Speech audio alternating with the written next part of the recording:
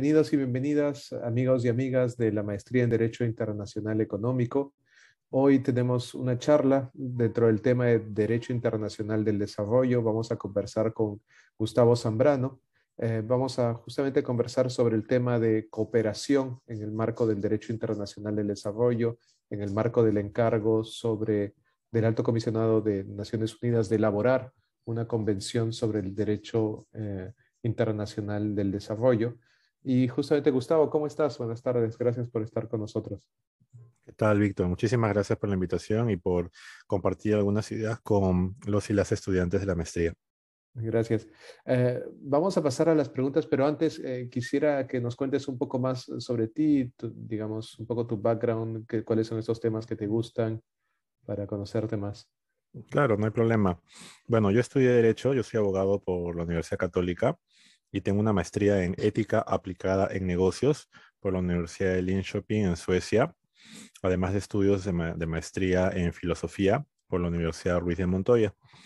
He venido trabajando temas de pueblos indígenas relacionados sobre todo a la generación de espacios de diálogo de entornos poblacionales con empresas extractivas. Tuve la oportunidad de ser parte del grupo que asesoró y acompañó a los pueblos indígenas luego de lo de Bagua para la elaboración de una propuesta de ley de consulta previa. Soy parte del Departamento de Derecho, soy docente auxiliar y dicto los cursos de Derecho a los Pueblos Indígenas, de Antropología Jurídica. También dicto en la maestría de Derechos Humanos temas de pueblos indígenas. He tenido la oportunidad de ser parte del comité de asesores del Ministerio de Cultura cuando este se creó en el Viceministerio de Interculturalidad. También he sido jefe de INDEPA, director general de Derechos a los Pueblos Indígenas del Ministerio de Cultura.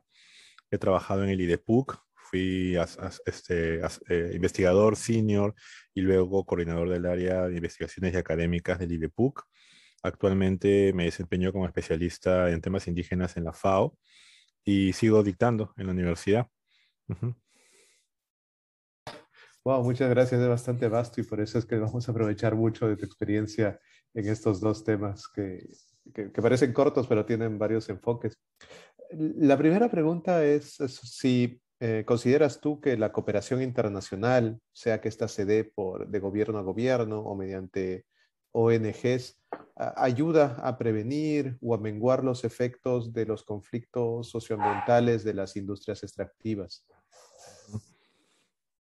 Definitivamente hay que moverse en dos planos para poder responder esa pregunta. Yo lo plantearía en términos de cuáles son las agendas internacionales en las que la cooperación internacional, sea agencias de cooperación o ONGs internacionales, presentan los temas en la plataforma internacional de debate y luego cómo estas agendas aterrizan en los ámbitos nacionales de los estados.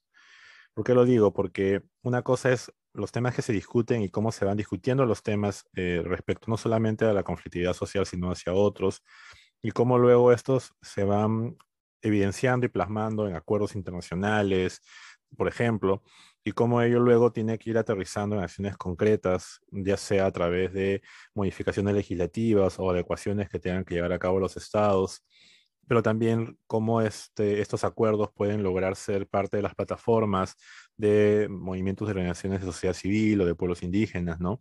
Entonces, ¿por qué lo digo? Porque el tema de la conflictividad social es un tema que efectivamente ha sido parte e interés de ambas agendas, en ambos escenarios.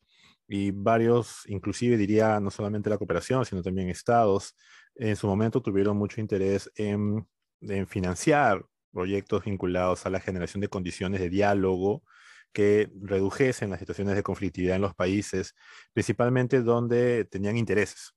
Entonces, ahí hay que tomarlo en consideración. Es decir, el tema del evitar el conflicto no es presentado solamente en esa línea, sino está presentado y entra desde lo que es generación de condiciones de diálogo y gobernabilidad y gobernanza. Entonces, el tema es, tú debes generar condiciones o buscar generar condiciones en los países que den tranquilidad a las inversiones, que generen condiciones de equidad entre las personas, es decir, que generen condiciones en general que permitan que se viva de determinada forma que evite como consecuencia de ello la conflictividad social. Entonces, cuando tú ves estos grandes sombreros que son la gobernanza, el diálogo en las agencias de cooperación, lo que están apuntando principalmente es a eso, ¿no? A generar condiciones que tengan como consecuencia que no se genere la conflictividad social. Y luego ello es lo que se va a ver reflejado en las acciones más concretas, en las líneas de política de los estados que tienen fuentes de cooperación y también en las agencias o ONGs nacionales que trabajan dentro de las fronteras estatales o en movimientos indígenas que reflejan a manera de espejo esta situación internacional, ¿no? Entonces, hay un interés definitivamente claro y evidente de generar condiciones para algo. Y aquí podemos ir luego desmenuzando, ¿no? Porque podría, por ejemplo, alguien decir, bueno, a mí me interesa generar condiciones para que los intereses económicos de las empresas que tienen inversión en este país puedan efectivamente llevarse a cabo sin ningún tipo de problema.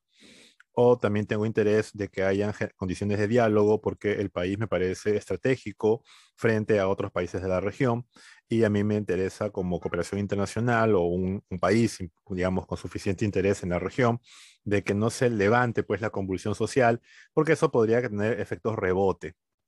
Entonces ahí debemos tener no solamente una mirada geopolítica, sino también económica, o diría también económica y también geopolítica.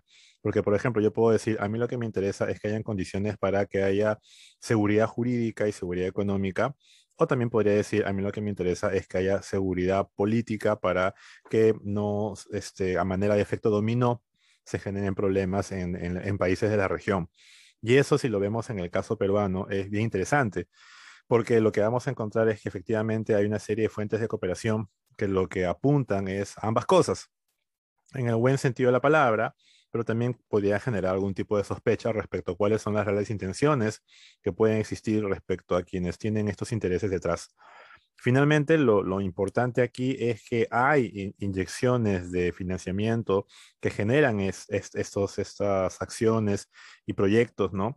Que funcionan. A la larga lo que terminan haciendo es funcionando, porque no son temas tan verticales tampoco. No es que haya una suerte así de imposición transnacional, a manera de teoría de la conspiración, sino que estos son escenarios también de diálogo intenso respecto a negociaciones entre pares, entre países y entre entidades institucionales, ¿no?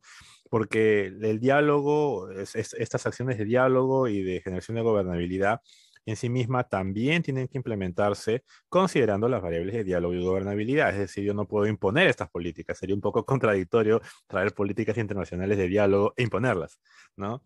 Sino que lo que se busca justamente es generar mecanismos de participación, que permitan que las ideas puedan irse aterrizando adecuadamente a las realidades de cada país, a las realidades de cada región, a las realidades locales. Entonces, es un ejercicio bien dinámico y bien lleno también de aristas, porque como les digo, si no parte por la imposición, entonces lo que vamos a tener son diversos mecanismos de participación, diversas formas de entrada y diversos momentos que tampoco pueden ser vistos como cuestiones que van a solucionar los problemas rápidamente. Porque uno de los ejes centrales que también debemos considerar es que cuando hablamos de conflictividad, el conflicto va a seguir existiendo. Lo que se quiere evitar es que ese conflicto genere un escenario de violencia que termine en un escenario de gobernabilidad o de inviabilidad de la gobernabilidad, ¿no? Entonces, ese es un poco el ejercicio. O sea, conflicto va a haber, porque intereses contrapuestos van a encontrarse siempre. El tema es cómo haces para que no escale a una situación de violencia. Ujú. Gracias. Quiero aprovechar algo porque lo dijiste y me parece interesante este punto, ¿no? Cuando hablabas de gobernanza y esta relación con los intereses de cooperación, eh, ¿cuál crees tú que debe ser el rol del Estado frente a todas estas posibilidades de cooperación? ¿O este rol en la gobernanza es alguien que debe ordenar la gobernanza, como tú decías, de acuerdo a sus propios intereses y también, digamos, aplacar lo que los otros tengan? ¿O tiene que convocar a todos los actores para generar una nueva gobernanza? ¿O siempre tiene que ser esta dirigida por el Estado? O tal vez no tenga tantos beneficios si es solo dirigida por el Estado. No sé si podrías elaborar un poco más sobre cómo sería Sí, esta gobernanza. o sea, el tema central aquí es que el modelo político de los estados finalmente es el que se busca fortalecer, ¿no? Tú, por ejemplo, lo que vas a encontrar cuando te relacionas a los ámbitos de la gobernanza y la gobernabilidad es el fortalecimiento institucional del Estado. O sea, es un componente bien presente y bien fuerte, junto con otros como pueden ser el de asistencia técnica al Estado, que ayude justamente a brindar especialistas en estos temas, pero también a la sociedad civil en su conjunto. Entonces lo que se quiere es que los actores en general tengan las capacidades suficientes como para saberse desenvolver en escenarios de tensión. Pues si nos centramos en lo que es este fortalecimiento institucional del Estado, lo que se quiere ahí es, como te digo, no solamente imponer, sino lo que se quiere es tener mejores instituciones que tengan la capacidad de saber responder frente a escenarios de conflictividad. Entonces ahí lo que vamos a encontrar es que dependiendo de cada modelo de gestión estatal que tengan los países, cada modelo de gestión va a decir, bueno, en mi caso, el modelo más adecuado para poder consensuar a la diversidad de actores debe centrarse en una entidad que esté en la sede de gobierno, ¿no? Por ejemplo, en la presidencia del Consejo de Ministros. Y por eso es que tú tienes aquí un viceministerio de gobernanza, donde tienes unidades que trabajan y direcciones que trabajan el tema de seguimiento de los conflictos y búsqueda de la gobernabilidad y la gobernanza, ¿no? Entonces, porque ese es el modelo que tenemos actualmente. Anteriormente, ¿cuál era el modelo? Bueno, yo quiero que las inversiones no tengan problemas y hay que fortalecer el trabajo con las comunidades, no en temas de que acepten la inversión, sino de que tengan habilidades para negociar, de ser el caso, para sentarse en las mesas de diálogo con competencias que les permitan poner sus temas sobre la mesa, pero también trabajas con las empresas en términos de la importancia de entender que no se pueden imponer las cosas, de generar mecanismos que permitan recoger las expectativas de la población. Entonces, es algo que se mueve en el escenario multiactor, como se dice, donde el Estado es una pieza más, pero en muchos casos, dependiendo de cómo se entienda, vas a tener mayor o menor presencia de estos funcionarios en la búsqueda justamente de estos espacios de participación. Ujú. Nuevamente disculpa porque me estoy saliendo de la segunda pregunta y ahorita llego a ella, pero es que está muy interesante lo que mencionas. Y crees que se puede encontrar una línea un poco en el actuar del Estado peruano en estos últimos años? Es decir, él se ha pensado un poco se podría decir que ha estado pensando mucho en preparar a las comunidades para evitar los conflictos, o las ha estado preparando para negociar, o realmente hace un trabajo también con inversión extranjera. ¿Crees que hay una línea o hay muchas?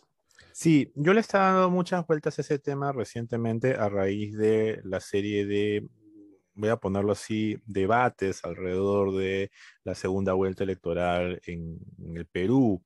Y debido a una serie de elementos que salen en el debate público, yo me hice una pregunta y tiene que ver con lo que tú me estás preguntando. ¿Por qué?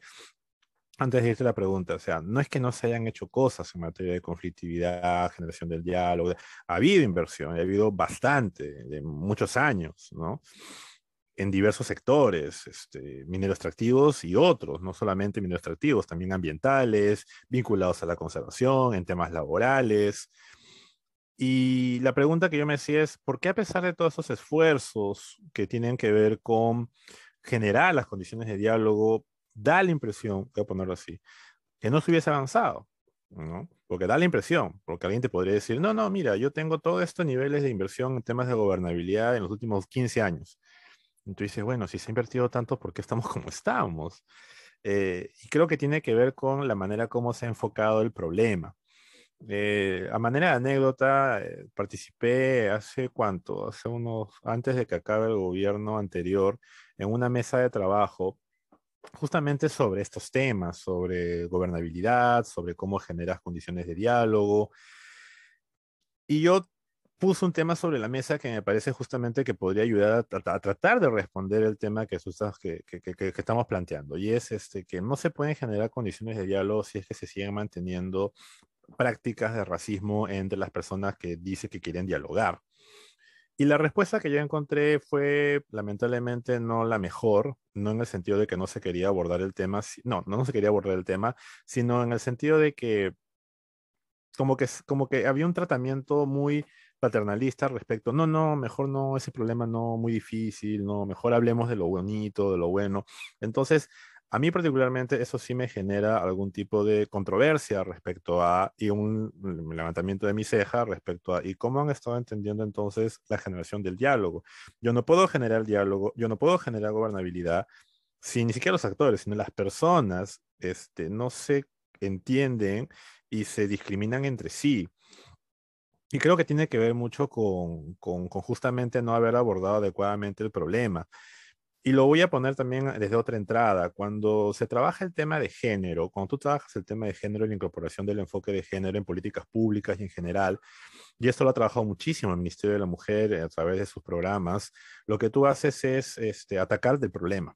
¿Y cuál es el problema? Es el machismo, el patriarcado, la discriminación hacia las personas LGTBQI más. Es decir, tú vas a atacar la situación de la brecha de diferenciación que se tienen hacia las personas desde justamente distintas miradas, como lo estoy diciendo. Y a partir justamente de evidenciar el problema, es que tú dices, bueno, esta situación hay que cambiarla. ¿Ya? Más allá de si estamos o no de acuerdo con el tema de género, el asunto es que está presente en el debate y esa es la entrada. Hay un problema, se trabaja para cambiar ese problema. En el tema de la interculturalidad, y ahí viene el tema del racismo, la entrada no ha sido la misma. Eso es algo que estoy dándole vueltas últimamente a raíz justamente de lo, como te digo, de la segunda vuelta electoral. ¿Por qué? Porque se dice hay que incorporar el enfoque interculturalidad. Pero ¿cuál es el problema? El problema no solo es un inadecuado ejercicio de derechos culturales, como lo señaló el Ministerio de Cultura cuando sacó la Política Nacional de Cultura, que es verdad. Según la política nacional, desde un enfoque de derechos humanos, hay un inadecuado ejercicio de derechos culturales.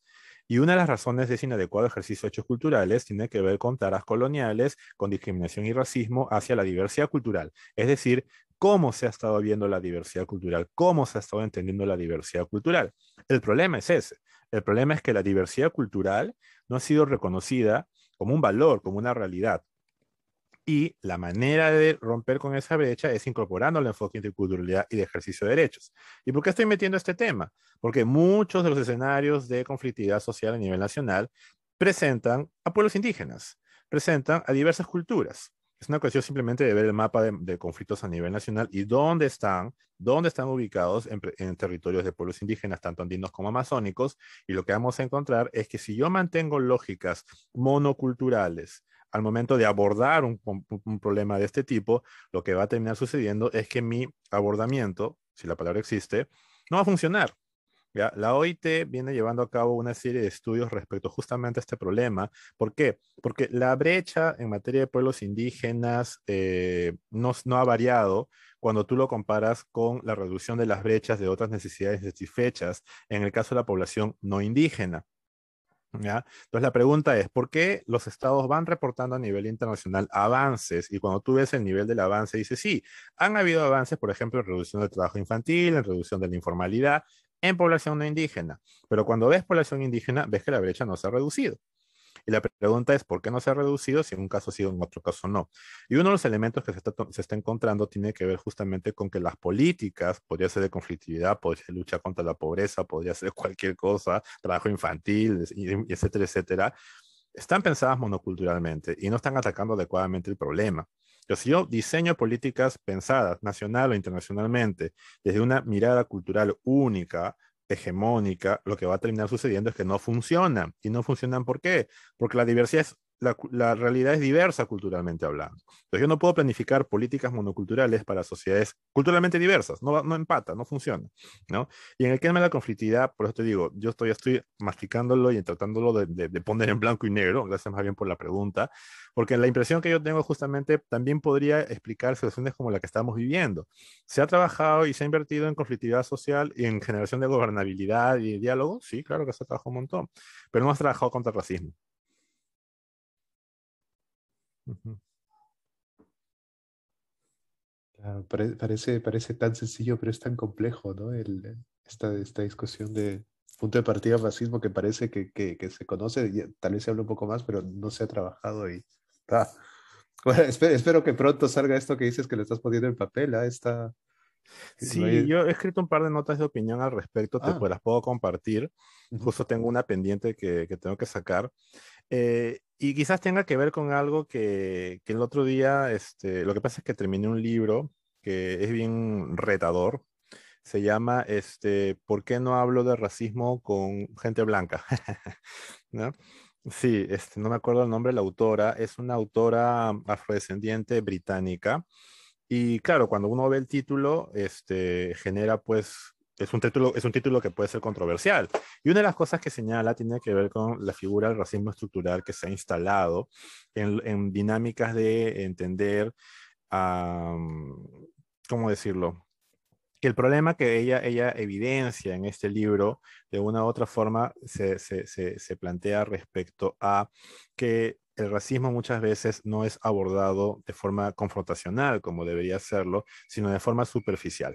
Entonces, mientras se mantenga la superficialidad y la tibieza, por decirlo así, respecto a entender el problema del racismo, esto va a mantenerse o continuarse con posterioridad.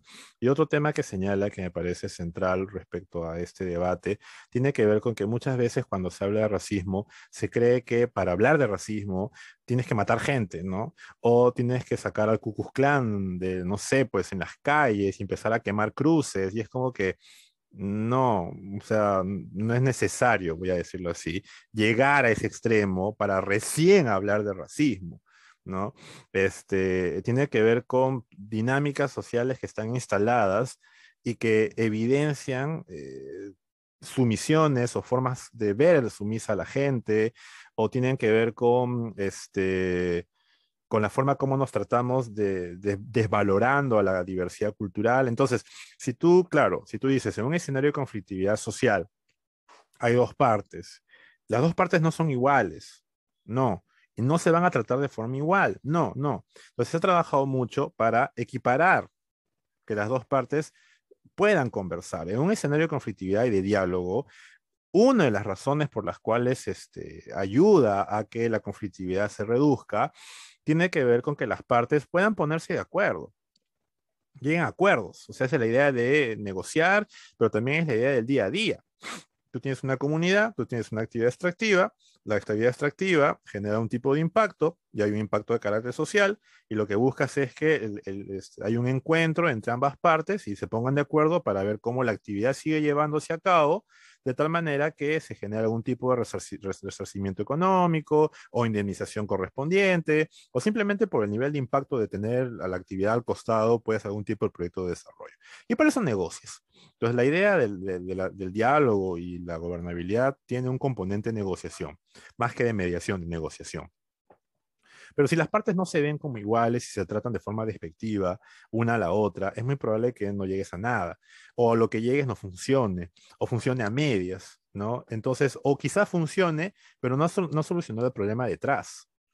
¿Ya? Entonces hay una serie de elementos ahí que también tenemos que considerar, que yo creo que tenemos que incorporar también en lo que son las fuentes de cooperación, ¿no?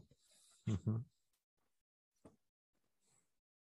Wow, vaya, hay mucho para hablar y mucho de lo que has dicho también creo que nos va a dejar a todos y todas pensando. Si quieren hablar sobre un tema puntual, tal vez, y con el permiso de Gustavo, nos lo escriben allá abajo en los comentarios y tal vez luego lo invitamos para otro tema más. Pero ahora sí, prometido la segunda pregunta, pero creo que un poco la discusión nos ha llevado a ello, ¿eh?